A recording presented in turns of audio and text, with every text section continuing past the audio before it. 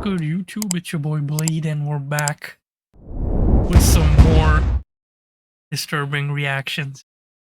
That's what I'm gonna call them. Disturbing. Today, look at this right here. We got another upload by your boy Yapmaster. He hit 120k. W Yapmaster, let's go. Boom, he hit 120k. And he dropped another banger. Most disturbing crimes in the Minecraft community. And he's really showing us that we got cold-blooded killers in the Minecraft community. But I also know at the same time that there's PDF files 100 million%. So without further ado, let's start this video. These are the most disturbing crimes that were committed in the Minecraft community, and as the video goes on, they only get darker. A Montgomery County school is now closed, and its students have been sent home for the day after a threat was made.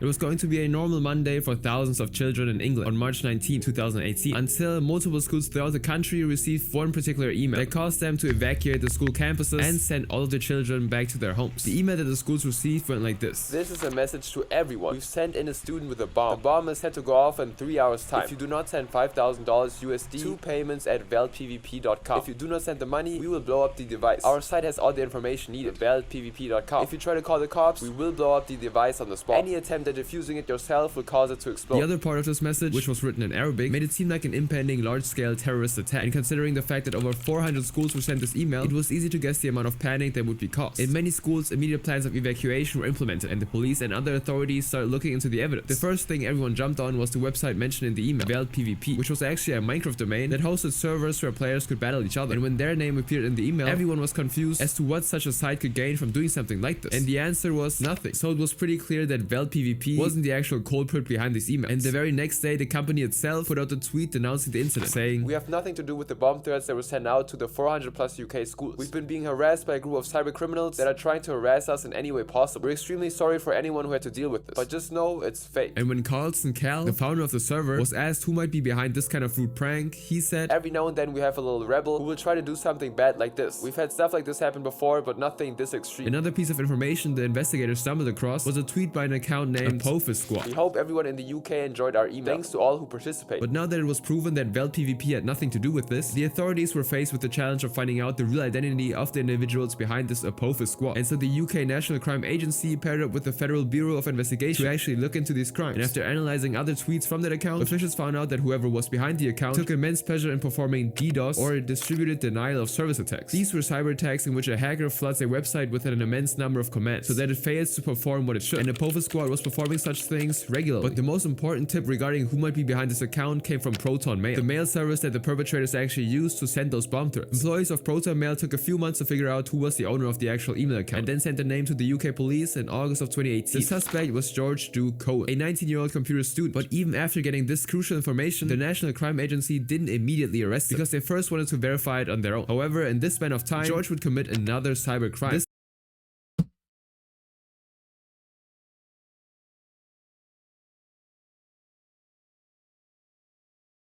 Of course they don't get him right away, and then this is what happens. Time by calling San Francisco airport and claiming that there was a bomb planted on one of those flights. This caused the security staff to conduct a thorough search of the flight, thereby leading to considerable delays for the passengers. And of course, this too was a fake threat. This would be the last crime committed by George, as on August 31st, he would get arrested by the NCA at his home in Watford. But only after his arrest did the police realize that George was already under investigation for orchestrating similar DDoS attacks against business websites. And on top of this, he wasn't the only one behind the Apophis persona. He had a friend in the US who was also helping him. His name was Timothy Dalton Vaughn, a 20-year-old from North Carolina, who was arrested later in 2019. The charges to dual face ranged from disabling websites with DDoS attacks to threatening schools and institutions with fake bomb threats. And naturally, no jury would be willing to let them go unpunished. And so on February 8, 2019, a grand jury charged them with 11 crimes, which meant that each faced a prospect of spending more than 50 years in prison if the charges were confirmed. But in 2020, this prospect actually got changed. Timothy accepted a plea deal and as a result was sent to federal prison for only 8 years, while George was sentenced to 3 years in the UK. In George's case, you can be sure that he did something wrong, but the fault isn't very clear in the next next very strange case. К развязке. Только что обвиняемому Никите Уварову суд огласил приговор 5 лет колонии и штраф 30 тысяч рублей за прохождение обучения в целях осуществления террористической деятельности. Terror in Minecraft. Minecraft is a game filled with boundless possibilities, where you can build or destroy anything. But in 2020, a few teenagers in Russia found out that sometimes even this can lead to serious consequences. It all started when the Federal Security Service of Russia, FSB, arrested 3 15-year-old boys for distributing pamphlets against the government in Kansk. These pamphlets were a part of an ongoing protest against the arrest of a political activist, Azad Miftakov. The names of the 3 arrested boys were Bogdan Andreev, Denis Mikhailenko, and Nikita Uvarov. While these 3 were detained, the police seized their smartphones as part of the investigation, and for some reason stumbled upon some Minecraft gameplay videos they made. And on the surface, this seemed like nothing significant, but for the Russian authorities, it was extremely crucial. This was because in one of these videos, the boys built a replica of the FSB building in Minecraft, which they then blew up using TFT. While it can be argued that this was just some kids playing around, the FSB took offense. They immediately linked the boys' actions to terrorism, arrested them, Bruh. and put them in jail. And all of them were So now you can't even be like, I'm gonna do this in Minecraft. That's what they basically did. They did the bad thing, but they said in Minecraft. But even that didn't help. When you're like, I'm gonna shoot this guy in Minecraft. That's what they did. They're like, we're gonna do this in Minecraft, and then the Russian government was like, terrorism. forced to plead guilty, except for Nikita, who refused to do so despite being forced to. Nikita's stay in jail was extended because of this, and the case would become even more complicated after it was revealed that the boys were conducting experiments with homemade explosives in their backyard. And with this newly discovered evidence, Okay, never mind. You know? Okay, they really wanted to do it. Okay, I take it back. all 3 boys were found guilty of organizing a terrorist group and sentenced to 10 years in prison. But this charge would actually be dropped in 2021. Yet in the same year, all 3 would stand trial in a military court instead of a civilian one. This time, Denis and Bogdan would be released with suspended sentences due to their guilty plea and cooperation with the officials, while Nikita, who was 16, would be sentenced to 5 years in prison. But this would actually go on to be reviewed by the Supreme Court of Russia in 2023, which actually decided to continue Nikita's punishment, so he's still in prison. But while this was happening in Russia, something far more controversial was unfolding in Florida. It means Clark will be held in a juvenile facility and he'll get education and transition services, which will prepare him for a productive life after he serves his time. And he knows if he violates his probation, he'll face a 10-year sentence in adult prison. In the early Minecraft scammer. You scam in Minecraft. There's no currency. Not like Roblox. Are you selling like illegal copies of the game or something?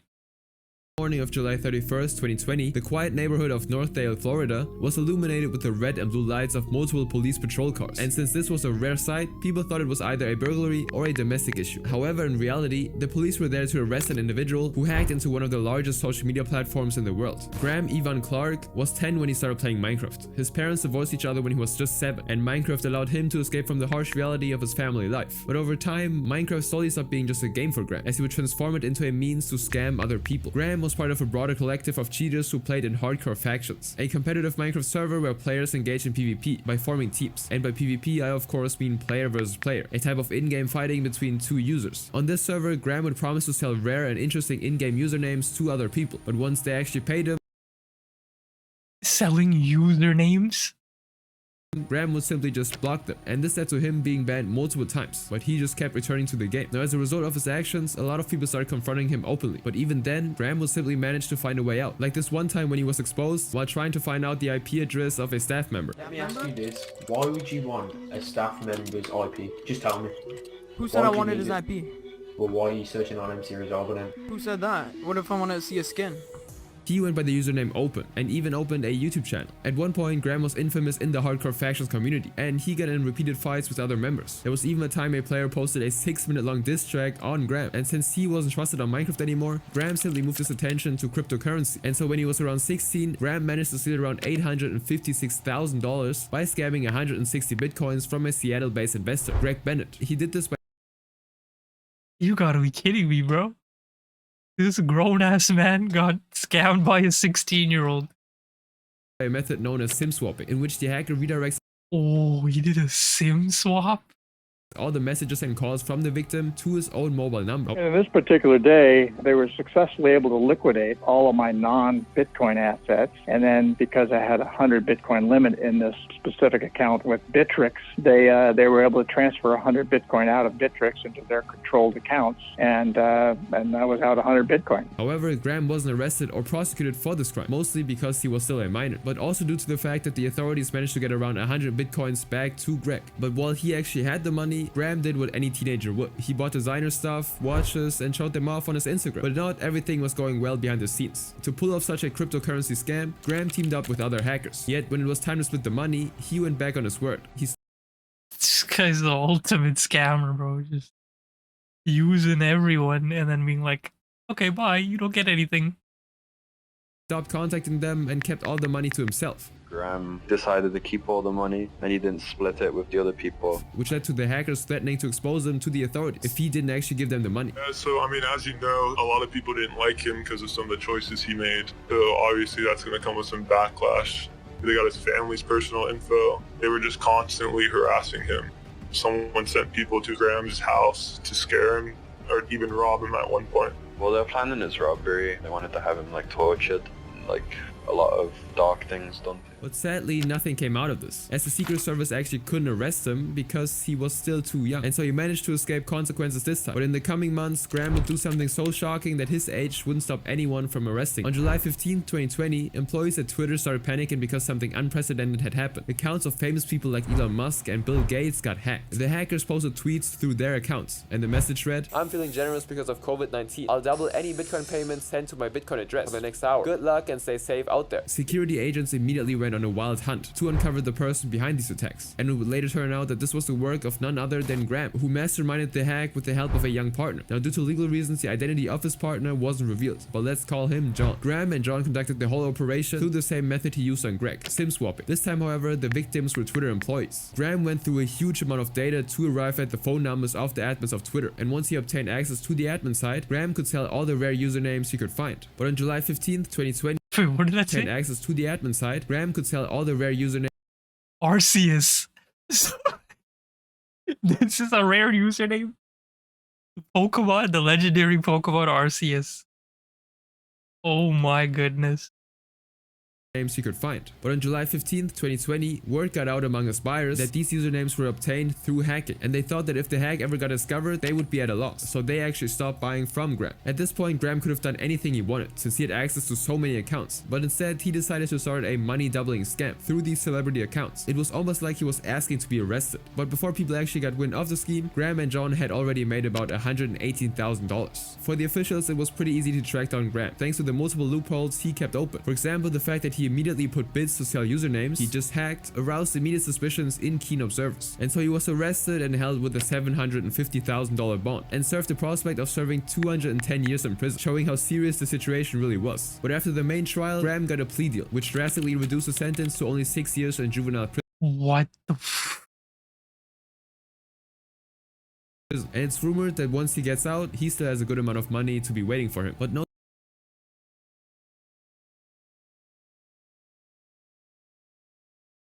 Me seeing this, I'm like, yo, maybe I should do this. First it was the family channels manipulating the audience, and now we have this guy just stealing money from people. I'm joking. I'm doing this. It was a safe version. Such privilege exists for the next guy, whose crime basically involved several nations. We have some breaking news coming in right now. A grand jury has just indicted Jack Teixeira on federal charges for allegedly leaking Pentagon secrets. Wait. Is this the Discord thing? I think I remember this one.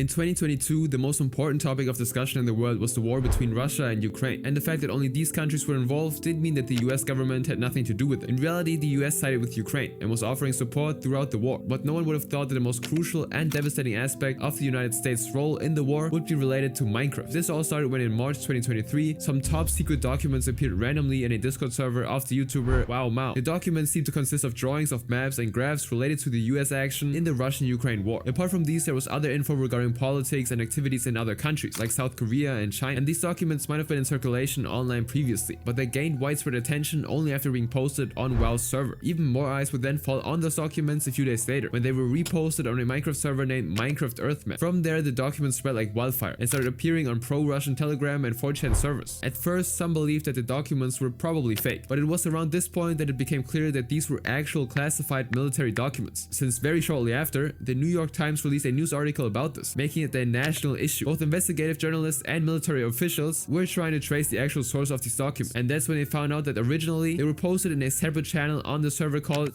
Yeah, I literally remember when this happened. I was just like, what the hell is going on? How the hell did this happen on Discord? Shaker Central, a username. Oh.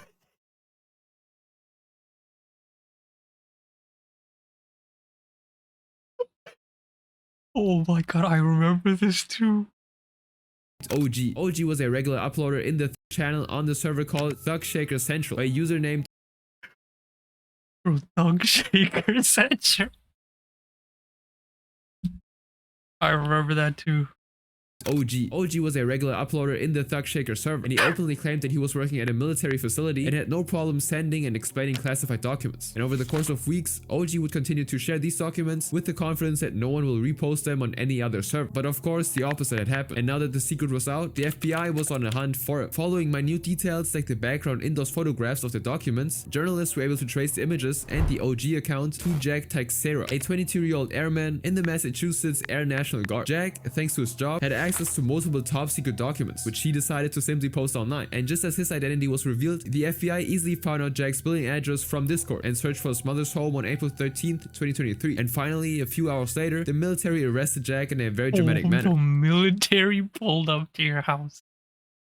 He was charged with handling classified documents and spreading them online, and then sentenced to 15 years in prison in 2023 by a federal grand jury. Until now, we only dealt with unknown figures in the Minecraft community, but in the next cases, some very famous Minecraft members will shock you with the severity of their crimes. Sorry. You had a lot of what? See some girls. That alcohol, I'm guessing? I think Moist Critical made a video on this guy. I think I saw that video he made.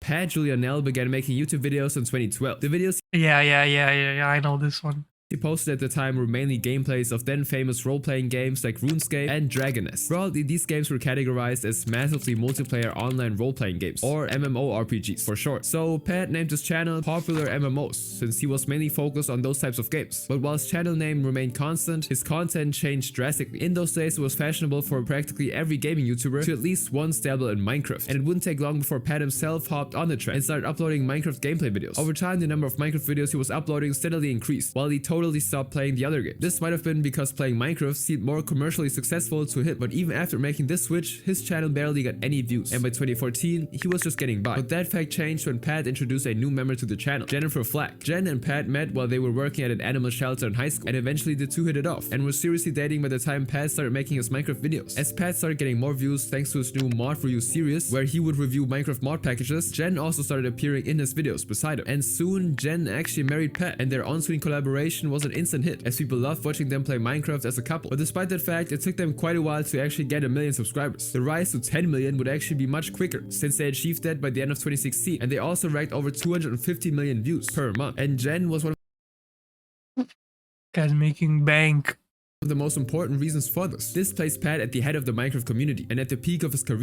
Like, bro, look at this house. I know this guy's balling, bro. How did he lose it all, bro? He had the wifey. He had the fame. He had the money. What happened, man? What happened, my boy? Why'd you throw it all away? year. But despite that, Pat still had troubles in his relationship. On May 26, 2019, 4 years into their marriage, Pat posted a video that dealt a very heavy blow to many fans. In that video, he and Jen go over the reasons they made the decision to break up, revealing that Jen wanted kids, whereas Pat didn't. And while they Damn. You know what, kids? Yikes. the decision seemed mature, a lot of the fans were heartbroken and expressed this in the comment section of that video. I feel like my YouTube parents just got a divorce. Even though That's what I'm saying, bro. When you get too invested, that's why I stopped, yo. There was a point where I was like these commenters, or I was invested. I was like, yo, this is real love. And then like 1 or 2 years later, we broke up, and I'm just like, I'm never gonna find love if they can't find love. How am I gonna find love? That's how I was. But then I just stopped. I stopped caring. I like, if I ever see YouTubers or streamers date, I'm just like, I don't care. Something's gonna happen eventually, and then everyone's gonna be like, "No, they broke up." I'm gonna be like, "Ah, I don't care, bro." It always happens. they broke up, Pat and Jen continued making videos together, as if trying to make everything seem normal. But this obviously didn't last long, as Pat would soon introduce another woman into his life. This was Eleni, with whom he first uploaded a video with on the 19th of December 2019. Many people thought this was Pat's attempt to replace Jen, so he had to clarify in the comments that Jen will continue playing with him and that Eleni was just a friend. Playing with another friend today. Don't worry, nobody's replacing Jen. Jen just isn't always available to record, and I would rather make more videos than this. Please be nice to her. But people still kept reacting negatively to Eleni, sometimes even labeling her as a gold digger, and the situation got so noisy that Pat had to express his displeasure at what was happening and even got Jen to talk about Eleni herself. But over the course of the next year, Eleni and Pat would eventually begin dating, and in May of 2020, he would upload a video featuring both Eleni and Jen titled Minecraft. Yo, bed wars with Eleni and ex-wife. Bet wars with Eleni and ex-wife, Jen versus me, which triggered a wave of hate towards Eleni, as fans began blaming her for trying to distance Pat from Jen. The comment section clearly showed the awkwardness that was present throughout the video. The following day, Pat posted a video with Eleni talking about how she was getting undeserved hate, but the hate didn't actually subside, and Eleni and Pat continued to ignore this. Unfortunately, their relationship wasn't able to withstand the stress, and eventually the two decided to separate in a friendly manner. Yet for some reason, Eleni was angry with Pat. She took to Instagram and started commenting badly about Pat, even claiming that they were never in a relationship to begin with. Now, Pat ignored her as much as he could, but eventually he also posted a video in which he showed a lot of evidence that the two were indeed in a relationship. And when Pat confronted her with those photos and texts, she simply continued saying that they never dated. All in all, everyone seemed to favor Pat because he could show evidence for his innocence, and he of course had a lot of goodwill in the community. Even though everyone would have expected Pat to slow down and recover before going into another relationship, Pat got a new girlfriend sooner than expected. And Yo, this man is crazy. There's no way, bro. How? Guy just has like women ready on speed dial.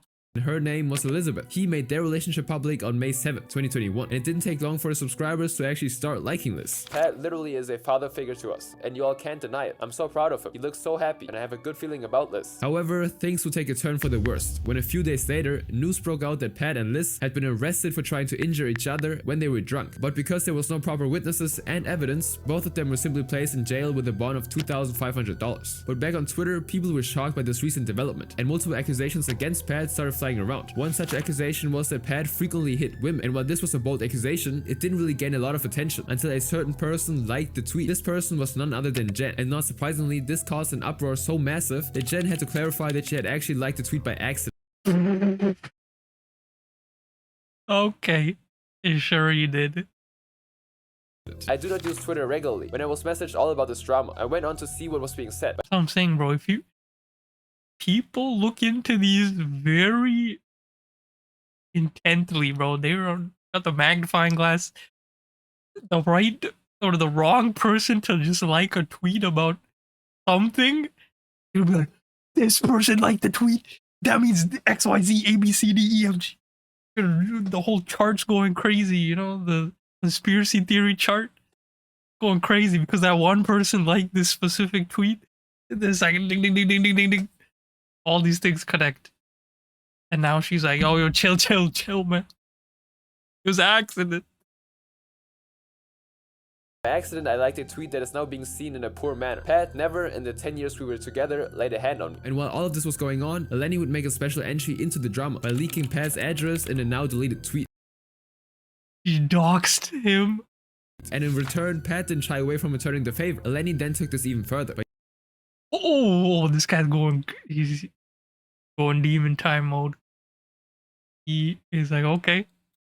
Using his mugshot as a display picture on her YouTube channel. Although Pat's personal life was returning to normal before all of this started, the whole saga took its toll on his mind, as shown in the fight with Liz. Pat apparently had a tendency for alcoholism, and all this drama was doing was pushing him closer to the point of no return. And this is what happened on May 2nd, 2022. All the details are from the police report. On that day, Pat got heavily drunk at a party, prompting Liz to suggest that they get back home. On the way back in the car, however, Pat started punching Liz, and then upon reaching their home, Liz locked Pat out of the house, which led him to slash the car tires with a knife in a fit of rage. One thing led to another, and Liz came out of the house only for Pat to start chasing her with the knife. Because of this, he was arrested for possessing a dangerous weapon without the intent to kill, and was held with a bond of $25,000. And after he actually paid the bond and got out of jail, everything seemed to slowly return to normal. However, Liz again caused controversy by posting a TikTok where she accused Pat of hitting her and getting her pregnant. As usual, the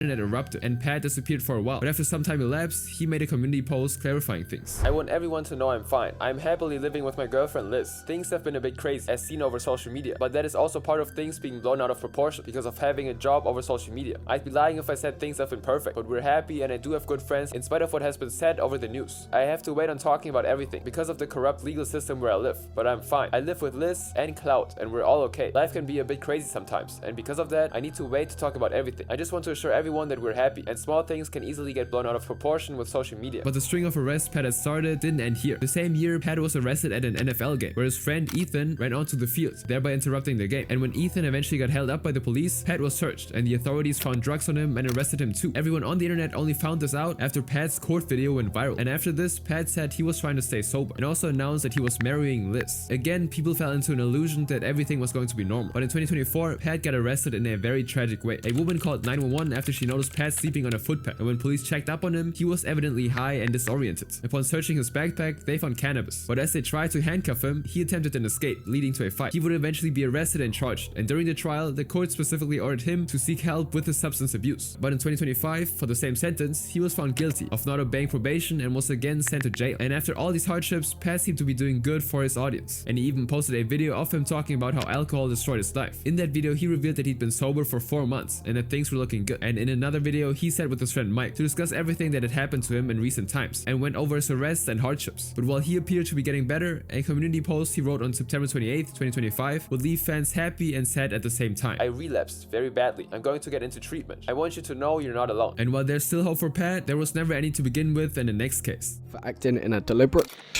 manner toward the victim, who was just when they're Well, this is what I've been waiting for. The PDF file. They go hand in hand together when it comes to Minecraft. And PDF file, I was waiting, bro. I was waiting, and here we are. Interactions began. In 2015, only a few names were very well known in the Minecraft community, and one such name was that of Team Crafted, a gaming collective that included the popular YouTuber Adam Dahlberg, aka Sky Does Minecraft, who'd Bro, when I was in high school, I watched this guy's videos all the time. already amassed over 10 million subscribers. But one more relatively unknown YouTuber would also go on to become popular, but this time for the wrong reasons. This was Starlight Zhao, better known as Jin Bob. Initially, Jin posted pretty normal, unremarkable vlogs, which are unavailable now, and he would have kept posting these kinds of videos if he wasn't friends with Minecraft YouTuber Sky Does Minecraft. And seeing Adam's immense success in his field led Jin to believe he too might have a chance. And in 2013, he started his very own YouTube channel with a Minecraft gameplay video. Even though Jin was actually consistent, his channel's growth was very moderate. This was mainly due to the large number of Minecraft creators on YouTube and how Jin's content didn't have anything noteworthy. But this would all change after Adam detached himself from Team Crafted and started his own company, Sky Media. And one of the first creators to join hands with Adam was none other than Jin. This gradually resulted in 2 collaboration videos, which brought Jin to the notice of many people. Slowly, they started collaborating more and more. And since those were very successful, Jin was made an official member of Sky Media and even moved in with Adam. From that point, Jin's rise was inevitable. But behind all this, it seemed like something else was going on. As a content creator, it was natural for Jin to interact with his fans. fans. But in some cases, it could be debated whether it was normal or not. For example, by the time Sky Media had a couple of members, one of them, Tim.tv, tweeted about Jin in 2022. Jim used to be at the office as late as me, and I was always wondering what he was up to. I checked and he was talking to fans on Skype, which I thought was pretty weird because they were literal smaller humans. I brought this up to management and I was told to mind my own business and edit. While these complaints were ignored, Jin continued making videos before actually leaving Sky Media in 2016 to make content independently. But this proved harder than anticipated, as Jin had to now stop relying on Sky's fame to garner views. But while his videos were just the same, his fan base was kinda dwindling because of that fact. And his videos got barely any views compared to his collaborations with Sky. And this would escalate to a point where Jin suddenly disappeared from YouTube completely in August of 2016. But this was like the calm before the storm, because in the following months, a whole new persona of this typical YouTuber would be revealed to the world. In 2015, Jin actually befriended a young fan, whom we will be calling Lisa, and he started talking to her. At that point in time, Jin was 23, and nonetheless, Lisa began helping Jin with producing videos for his channel, and their relationship grew closer. But while Lisa believed that she was getting close to a famous YouTuber, she was actually slowly falling into a trap laid by a dangerous individual. Over the course of their friendship, Jin would start asking her to send inappropriate pictures of herself, wearing all kinds of clothes, which he forced her to buy. And the really disturbing part was, Jin knew her age, and continued demanding such things. Slowly, her parents started noticing the changes in her behavior, and how she was buying clothes that weren't inappropriate for her age. They even found a chain in her bedroom that had Jin's photo in the locket, and this led to them to take a drastic step and record all of her calls when she was talking with Jin. And to their horror, they found out that Jin was asking their daughter to remove clothes for him. And on top of this, he also talked in detail about all the things he would do to her. And this was when they decided to start contacting the police. But unaware of these developments, in the background, Jin even convinces her to come with him to Florida. Now slowly the plans change, and Jin starts talking to her about his plans to permanently move her with him to Washington. And this was when the FBI got involved.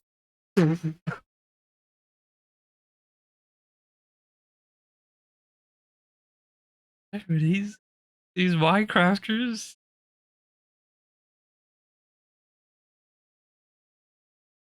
I don't know what to say, bro. It's like a moth to a flame.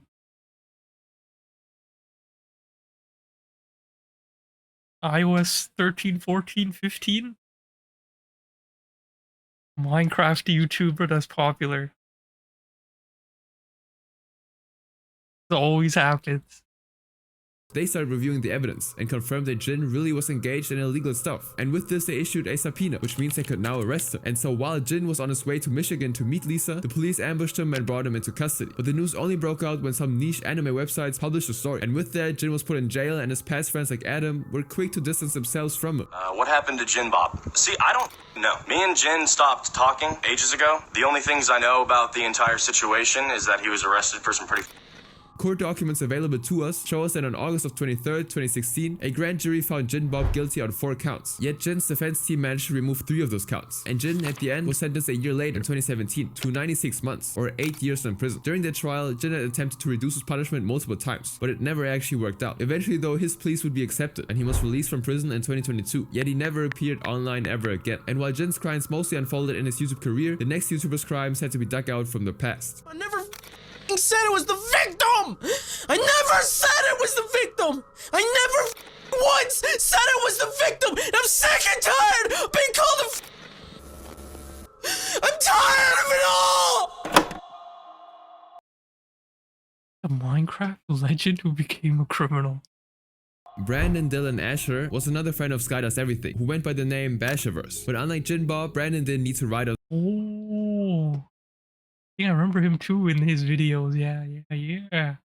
Sky's popularity to gain an audience. Brandon's first break came when his Minecraft series, The Legend of Hobo, went wildly popular. In this series, Brandon parodied the Lord of the Rings in the Minecraft world, and some of the comments under the videos clearly illustrate how influential the series was. Back when I was 11, this video is like Hollywood quality for Minecraft. Over time, Brandon started posting more and more videos of himself playing Minecraft, and his popularity actually brought him closer to other popular Minecraft creators, like I mentioned, Sky and Captain Sparkles. Even in his personal life, things were looking good. Brandon accidentally met a fan named Clara Swan, with whom he quickly struck up a romantic relationship, and she was actually an adult. And he even flew her from her home state of Tennessee to his residence in Seattle in 2014. In 2015, Clara and Brandon, along with other YouTubers, started then living in the same house and started a YouTube channel called The Bam Lounge. On this channel, they mostly posted their daily activities and content like pranks and challenges. However, a can of worms was waiting to be opened. And like in the coming cases, it all started with the YouTuber Keemstar, who ran the YouTube drama channel Drama Alert. In 2015, Keem personally received a tip from an anonymous source that Brandon had committed a serious offense in his past. And as any controversial YouTuber would do, 2022, Keem immediately took up the news and broadcasted it on his Twitter. Shockingly, the crime Brandon was arrested for was due to an unlawful interaction with a younger person. This was a great blow to many of his fans, and Brandon had to respond fast to save his career. And a few days later, Brandon posted a video where he went into detail about the whole saga. Apparently, he was at his lowest mentally after being cheated on by his girlfriend at the time, and he met his friend's younger sister, who we'll be calling Lana. Lana was very young, and Brandon was 19 when they both first met, and Brandon slowly got closer to Lana because she was very supportive and helped him move on. But his relationship morphed into something else when Brandon and Lana started developing feelings for each other. And when Lana's parents noticed that something was going on, they decided to hire a private detective to see who Lana was talking to. And that's of course when they came across some inappropriate text between Lana and Brandon. Naturally, because Lana was very young, Brandon got arrested and charged, but he would narrowly escape jail as the court would advise him to seek mental therapy instead. In the wake of this video, Brandon got immense support from his fans, who seemed willing to forgive and forget his past actions. In contrast, however, a minority of people weren't satisfied with his response, and the head of this pack, Keemstar, posted a video accusing Brandon of evading responsibility by making himself the victim. But surprisingly, the people still stood behind Brandon after this video. I admit, Basher is at fault for his actions, but you need to stop acting like he's a monster on the loose. The event happened 10 freaking years ago, and he's got a girlfriend who he is loyal to. You think a loyal man would run after some smaller humans, with the only evidence being that he fell in love with a younger person after being cheated on? But the harm was really done. Brandon's reputation was kind of stained now, and he couldn't handle people continuously calling him a young person lover. And so at one point, Brandon was so fed up that he decided to quit YouTube altogether and posted a goodbye video. This particular video showed that Brandon was just tired of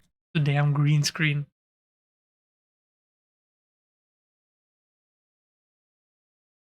everything, and the way he expressed his anger made this video a famous internet monument. On top of this, Basher and Keemstar started an online fight that originated from Brandon's past, but soon changed into something else entirely. To show how bad the harassment was, Basher would post a video where he went into detail about how Keem was annoying and constantly calling him out online, while also revealing that Keem had been swatting his mother and even doxed her. Keemstar even doxed my mother. My mom is turning 60 this year, and she was swatted over and over again with people pointing guns at her face. Now at this point, Brandon deleted his YouTube channel and disappeared from YouTube, but he would then suddenly appear on Drama Alert when Keem actually posted a video interviewing Brandon, but also behind the scenes. Even his personal life was taking a hit, as Clara would allegedly start distancing herself from Brandon's controversy. Now due to that fact, a lot of his audience started accusing Clara of being a gold digger who was only with Brandon because of what she could gain from him, but Brandon wasn't having it. He made a separate video clarifying that Clara wasn't the kind of person they painted her to be. I want to address this. Clara is not a gold digger. She is the sweetest, most wonderful person in the universe, and she never once did anything that resembled what a gold digger would do. And after this video, everything seemed to calm down a bit. This was when Keem released his already mentioned interview, where he showed Brandon some pictures, which made Brandon suspicious that Clara could be cheating on him with Garrett, another member of the BAM Lounge. As a result of this, Clara and Brandon started staying away from each other, while Brandon returned to Seattle. Meanwhile, Garrett posted a video on his channel, clearing the air about the accusation. At the end of the video, Brandon would also clarify that nothing had happened between Garrett and Clara. What's going on? Like, tell me really quickly. Are we cool? We are cool. He did not do anything with Clara. Did not have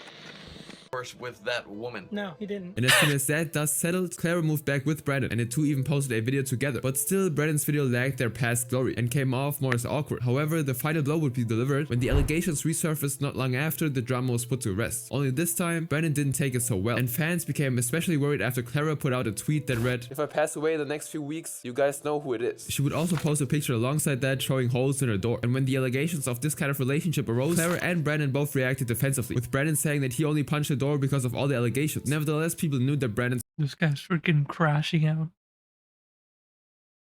Yeah, it's tough. Because yes, what he did was bad, but he didn't... It happened, and then he moved on with life and did better things. But because this one person found it and sent it to the wrong person to blow it up, his whole life like took a 360, and now he's just crashing out. Everything he built up is just gone. His mental state was deteriorating, and a few weeks later, he once again deleted his YouTube channel and completely disappeared without a trace. But then, after some time, he decided to make another comeback, this time as Toasty. Fans were happy to see Brandon recover from his past and be normal again. But unfortunately, this wouldn't last long, as Brandon got COVID-19 and passed on from this world in 2021. Now, this next YouTuber matched Brandon's popularity, but exceeded his crimes by 10. Bro. That is not how I wanted this to end. When Lionmaker was hitting on this 15-year-old girl known as Paige the Panda. December 21st, 2015 started as another regular day for the Minecraft community, but behind the scenes, a famous Minecraft YouTuber was gearing up to put out a tweet that would stun the entire fandom and forever change the way everyone viewed the game. The creator was Marcus Wilson, a 27-year-old Belgian guy who created the channel Lionmaker Studios in 2013. And just like everyone else at the time period, Marcus was leveraging the popularity of Minecraft to kickstart his career on YouTube. His videos mainly focused on Minecraft Let's Plays, which as expected helped him immensely in generating a fan base of his own. And by 2015, he had 200,000 subscribers. This community, of course, was mainly made up of young users with whom Marcus interacted frequently via Skype. And this was where the problem arose. While Marcus was all cheerful and happy in his videos, it was reported that on Skype, he was being too emotional and was interacting in an absolutely inappropriate manner with the young fans. It happened on June 12, 2015. Marcus was talking to a young fan named Chantel Weisman. Susie, Chantel's mother, was perfectly aware that her daughter was talking to a famous YouTuber. In fact, she was the one who gave her permission to talk to him. After Chantel asked her mother if she actually could, she thought that they would just talk normal stuff. But that night, it was something more than that. In the midst of an apparently normal conversation, Marcus, or someone who was in control of his account, would ask the young fan for inappropriate pictures. As a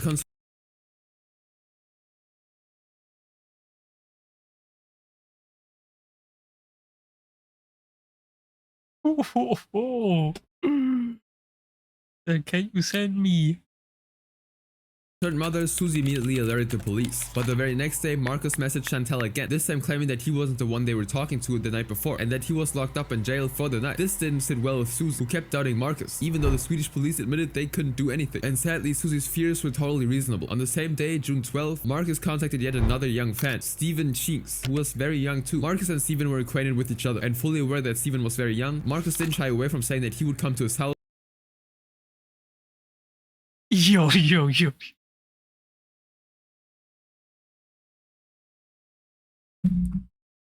There's no helping you, brother. And do stuff to Steven. And even though he was weirded out by it, Steven didn't think much of it and brushed it aside, thinking it was You don't brush this aside, brother. You do not brush this aside. You immediately go to your mom and say, Mom, can you call the police right now? There's this weird man saying he's gonna do bad stuff to me. just friendly banter. But in reality, Marcus was serious, and this was made very clear when Marcus asked Steven to send him pictures too, claiming that he would pay him $500 if he did. Steven didn't agree to send his pictures, but not before Marcus already PayPal'd him $500. This transaction would later be brought up by a PayPal employee as evidence that Marcus had unlawful interactions with these people, but Marcus tried to escape accountability using the same excuse he gave Chantel. Here he claimed that the screenshot of the PayPal invoice was in fact Photoshop, and nothing of the sort had happened. Now the most surprising part was that people actually gave Marcus the benefit of the doubt, and he continued to make more videos and amass more subscribers. But Susie wasn't going to give up. Even though Marcus blocked Chantel from Skype and all other platforms, making it impossible for Susie to contact him, she wanted to get the truth out, and so she reached out to Keemstar. This turned out to be a turning point. Yeah, you reach out to him, it's over. He is gonna put this man on blast for days. In the story. On September 16th, Keemstar posted a video where Susie herself narrated what happened between Lionmaker and her daughter, and the response was immediate. People started calling out Marcus left and right, while Marcus continued denying the allegations, claiming that he couldn't have done anything like that since he was in jail at the time, and since many of his fans still kind of believed him, Lionmaker kept attending fan meetups like any other creator, and this is where he met another young fan by the name of Panda the Page. While many of the specific details of their relationship were in the dark, one tweet brought everything to light. Due to the constant criticism he faced on Twitter, thanks to Drama Alert's video on him, Marcus did something extreme. He came clean. On December 21st, he put out a tweet that at first seemed very unreal. I fooled all of you and have made plenty of money while doing it. Ed Keemstar was right all along, and I'm a pervert that should just leave this earth. Since Ed Panda the Page was her and I have had several inappropriate exchanges on Skype. After that specific tweet, Lionmaker went completely crazy and started tweeting out things that were incredibly this guy went full mentally unstable crash out. Incriminating to himself. I'm an offender that should just leave this earth. And then he did something that completely ended his whole career. He posted inappropriate pictures of Panda for the whole world to see.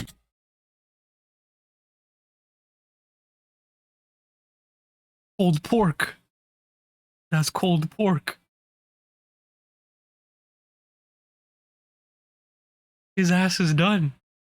He's going to jail. And although Twitter quickly removed those pictures, Panda herself found them and tweeted out saying that it was her, as if not understanding what he'd just done. And then Marcus said something that made the whole situation even more disturbing. One retweet and I'll share more. I'll share more at Panda the page. In the ensuing chaos, Marcus again backtracked by saying that his account got hacked that night, and he made a video to clear his name. In that video, he recited a poem, which was obviously directed at Panda, but no one was really trusting him now. And as he knew it, he disappeared from YouTube. And in real life, he was actually put in a mental institution in Belgium. Other than this fact, nothing was known, and he was considered as good as gone. But the same old story was still brewing when one Redditor uploaded Marcus's stream on the H3 Discord server. I am putting this out as a warning that this dangerous offender is lurking in our community and cannot be trusted at all, especially those in the community who aren't of age. Need to be aware of this. Please be careful who you interact with in private and what you post. I love this community and have made many good friends via the Discord and Reddit, and I want it to be a safe place for everyone. In this stream, Marcus really admitted to liking younger fans. The first time I ever talked to her, she was 4. I'm out. And you were 25? No. So this is what you got to understand is that like it wasn't intimate at all. It's just that we were doing the whole YouTube thing and I was doing my videos. Whole thing or no. What's the whole YouTube thing? Hold on. Wait, hold on. And it's unknown what happened to him after this, but one thing was clear. The prospect of Marcus ever returning to YouTube has been buried for good. But far more sinister is an almost unknown case of David Bukowski. David Bukowski was 18 when he first met his victim, whom the court documents refer to as SM, but we'll be calling her Sarah. David had been an avid gamer since a young age, and he knew how to effectively deal with the ups and downs of the internet. And this made him appear like a very reliable adult to Sarah, who was very young when she first met David in some online chat room dedicated to Minecraft. At that point in time, David also ran a company called Quantum Booter, which basically sold software that can be used to perpetuate DDoS attacks like in the Vel PvP case, and which would later be taken down by the FBI. And slowly, David started doing things to make himself more important in Sarah's life. He would help her play Minecraft and also teach her about computer software. Sarah liked David too, and a close friendship started forming between the two. But they grew even closer when David had to be admitted to the hospital after he suffered a stroke. During this time, Sarah was one of the few friends who constantly asked him how he was and expressed concern. Following his recovery in 2016, David and Sarah then started their romantic relationship that same year. And David met Sarah for the first time in real life at a gaming convention, and he would go on to meet her twice in Ottawa, where she actually lived. But the relationship itself quickly... You're saying Ottawa? 2016, David and Sarah then started their romantic relationship that same year. And David met Sarah for the first time in real life at a gaming convention, and he would go on to meet her twice in Ottawa, where she actually lived. But the relationship itself quickly turned sour, with David being controlling and very rude to Sarah. And fed up with him, Sarah quietly moved on from a relationship and started dating a co-worker of hers, whom we will be calling Jacob. Now, even though Sarah didn't reveal this to David, he started growing suspicious of her. And when he finally found out about the relationship, he was furious. And he did what someone like him would do. He doxed Sarah. And this was made easier by the fact that during the early phase of the relationship, Sarah had blindly entrusted all of her passwords to David. And now... Bruh. Why would you do that? Now she had to bear the consequences of his decision. But then he actually pretended like he regretted his actions and texted Sarah. I have now become a non-abuser, and I will never return back to my old ways of hurting or demeaning people. I thank you for that. I know you lied about not being with someone because you were scared I was going to hurt you or him, but all I was searching for was the truth. But in reality, David was far from satisfied. His quest for revenge would take him to dark depths. In the month of January 2018, multiple people known to Sarah started receiving inappropriate pictures of her in their emails, which also accused Sarah of manipulating men online and deceiving them. David also sent emails to Sarah's mother and her workplace, accusing Martha, her mom, of having affairs with other men. He even once sent a thread making it seem like it was sent by Jacob, leading to Jacob being arrested and detained by the police for 5 hours. But what was happening on the computer screen also moved into real life. In February of 2018, David met Gavin Kasdorf online. Gavin was also a very young person, and he was manipulated by David into firebombing Sarah's house. And the fire set by him damaged the building and the vehicle. But fortunately, no one was actually injured. Immediately after this, David and Gavin were finally arrested and put on trial for a number of crimes. Due to the lack of proper evidence, the charges of arson and attempted murder were dropped. This was because while Gavin admitted it was David who first approached him with the plan, there wasn't proper evidence. So in 2020, David was simply sentenced to 5 years in prison on the count of criminal harassment and distribution of Sarah's images. This next individual is also serving time, but for a far more sinister crime. In 2017, Devin Arthurs was a psychotic young killer with a head full of hate and a hair trigger. Minecraft jihadist? Controversial opinions and discussions can be sprouted anywhere on the internet, even in games like Minecraft, and more specifically /in/craft, a Minecraft server where members played as countries and political organizations on a map that was very similar to the real world. This was the perfect server for geopolitical enthusiasts who wanted all the drama present in the real world to be reenacted in Minecraft. And one of the most popular groups in this server was Striker Gang, and while the group was filled with people trying to escape from the real world, there was a user by the name of Wolf Devin who took his ideologies a bit too far. Devin Arthurs was living with his divorced dad, Alan, in a middle-class gated community in Florida, where he slowly began began drifting towards extreme ideologies. This didn't go totally unnoticed by Ellen, who on multiple occasions tried to divert his son's attention from those topics. But slowly the effect of the material Arthur was consuming was very visible in his behavior. One of his online friends recounted an incident that happened when he was on a call with Devin. I was on a Skype call with him once, and he put his mom in a freaking chokehold. Called her a fat freak who was trying to take away his computer. Another time, Alan also came across a book Devin had ordered, which was Mein Kampf, the book and autobiography of one of the most hated men on the planet. And when confronted, Devin physically challenged Alan, leading to the police being called and him getting kicked out from his father's house. And eventually, he would also drop out of high school completely. Homeless and jobless, Devin moved in with Jeremy Himmelman, Andrew Oneshuk, and Brandon Russell in an apartment in Tampa. And all his roommates shared Devin's explosive ideologies and continued to consume far-right material together. They even had manuals and guides on how to make guns and bombs. And on one drawer, they even had a framed photograph of Timothy McVeigh, who was responsible for the Oklahoma City bombing in 1995. But while his roommates continued being loyal to their ideologies, Devin faced a dilemma. He started embracing Islam more and more, and also felt a connection to the organization ISIS. For Devin, Islam started being a priority, and he started preaching the goods of jihadism, or Islamic terrorism. Naturally, well, that's what that means. he tried to rub his ideology on his roommates, but they weren't really pleased with it. And so things started with Jeremy, Andrew, and Brandon following one ideology and Devin preaching a completely opposite one. And this tension would finally result in a tragedy on May 19th, 2017. Devin was cleaning his AK-47 when Jeremy ridiculed Islam and joked about throwing Devin's copy of the Quran at him. But before this was actually done, loud bangs resounded across the room as Devin shot Jeremy multiple times. The rampage still didn't end, as Andrew, who was in the flat at the time, was also shot by Devin. Devin then dropped the rifle and took up a semi-automatic pistol, and with the two bodies now lying there, Devin called his dad and said, "I love you, Dad. You won't be hearing from me again." He thinks it's a joke. My mother tells me to put the gun down immediately. He then went to a nearby leasing office and, brandishing his gun, announced that he had killed 2 people. And this was when a woman finally called 911, which prompted the police to arrive not long after and arrest him. And when the police visited the flat, they found Brandon, who was still out until then, crying in a military uniform beside the corpses of Jeremy and Andrew. After being arrested, Devin was questioned about his motives by detectives. And in that interview, Devin reveals that his roommates were planning to unalive a lot of people by planting bombs. So he had to interrupt them to save people's lives, which of course could be a possibility, but most likely simply isn't. He would later be diagnosed with a mental illness upon evaluation by a forensic psychiatrist. And so in 2023, Devin finally pleaded guilty and was sentenced to 45 years in prison. These are the— Oh, damn, this guy really just cuts it right at the end. That's it. No outro, no nothing.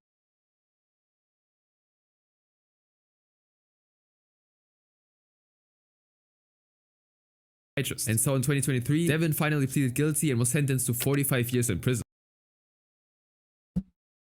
His ass was done. He's cooked. That's crazy. These guys recreated politics in Minecraft that spiraled to this killing. Some people are just crazy. What can I say? Well, that was the most disturbing crimes in the Minecraft community. What do you guys think? Let me know in the comments down below. If you know the stories as well, let me know extra details. And if you like the video, make sure to give it a thumbs up.